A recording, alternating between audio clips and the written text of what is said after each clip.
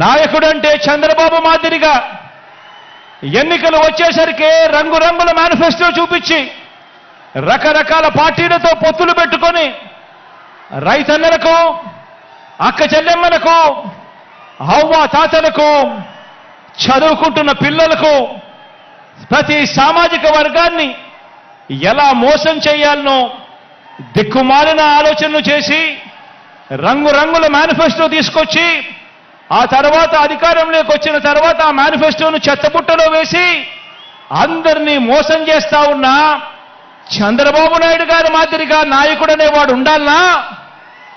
లేక నాయకుడంటే ఒక మాట నోట్లో నుంచి వచ్చిన తర్వాత మరీ ముఖ్యంగా ఎన్నికల ప్రణాళిక అంటూ ఎన్నికల మేనిఫెస్టో అంటూ రిలీజ్ చేసిన తర్వాత ఇక కష్టమైనా కూడా నష్టమైనా కూడా మాట మీద నిలబడే, కరోనా లాంటి కష్టాలు వచ్చినా మాట మీద నిలబడే నాయకుడంటే మాట ఇస్తే తగ్గేదే లేదు అని చెప్పి మీ జగన్ లాంటి నాయకుడు కావాలా అని అడుగుతా ఉన్నా. ఆలోచన చేయమని అడుగుతా ఉన్నా. నాయకుడంటే ఒక మాట ఇస్తే 4 సార్లు ఆలోచన చేసి మాట ఇవ్వాలి. ఇచ్చిన తర్వాత ఆ మాట తప్పకూడదు, మడిమ తిప్పకూడదు. ఈరోజు నేను గర్వంగా కూడా చెప్పగలుగుతా ఉన్నాను. ఏకంగా 99% మేనిఫెస్టోలో ఇచ్చిన హామీలన్నీ నెరవేర్చాం కాబట్టి ప్రతి కార్యకర్త కూడా ఈరోజు ప్రతి ఇంటికి మన మేనిఫెస్టోను ప్రతి అక్కకు, ప్రతి చెల్లెమ్మకు చూపించి, అక్క మీరే చూడండి 99% వాగ్దానాలు అమలు చేశాడు మా అన్న, మా వైఎస్ఆర్ కాంగ్రెస్ పార్టీ అని చెప్పి ఈరోజు ప్రతి కార్యకర్త కూడా ఇంటికి వెళ్ళి చెప్పే పరిస్థితి, ప్రతి వాలంటీర్ ఇంటికి వెళ్ళి చెప్పే పరిస్థితి, ప్రతి నాయకుడు ఇంటికి వెళ్ళి చెప్పే పరిస్థితి. ఇది నాయకుడంటే, ఇది పార్టీ అంటే అని చెప్పి కూడా ఈ సందర్భంగా తెలియజేస్తా ఉన్నా. నాయకుడంటే ప్రతి కార్యకర్త కూడా కాలర్ ఎగిరేసి అదిగో మా నాయకుడు, అలాంటి వాడే మా నాయకుడు అని ప్రతి కార్యకర్త కూడా కాలర్ ఎగిరేసి చెప్పుకునే విధంగా నాయకుడు అనేవాడు ఉండాలి.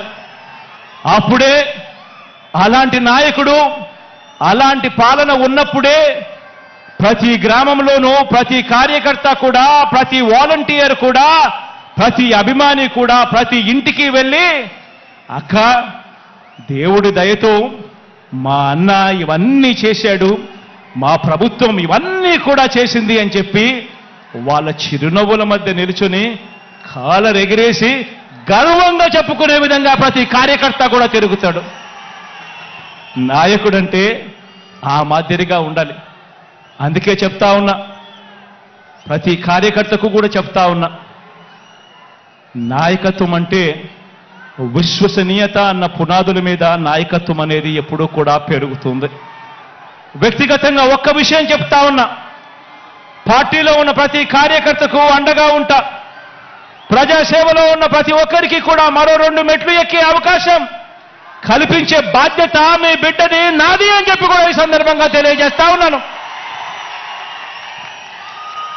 ప్రతి గ్రామానికి మంచి చేశాం, ప్రతి ఇంటికి మంచి చేశాం, ప్రతి పేదకు మంచి చేశాం.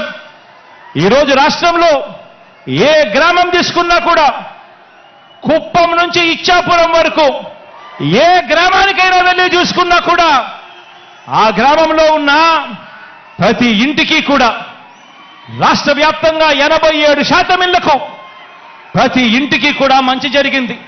ప్రతి ఇంట్లోనూ మంచి జరిగింది, ప్రతి ఊర్లోనూ కూడా మంచి జరిగింది.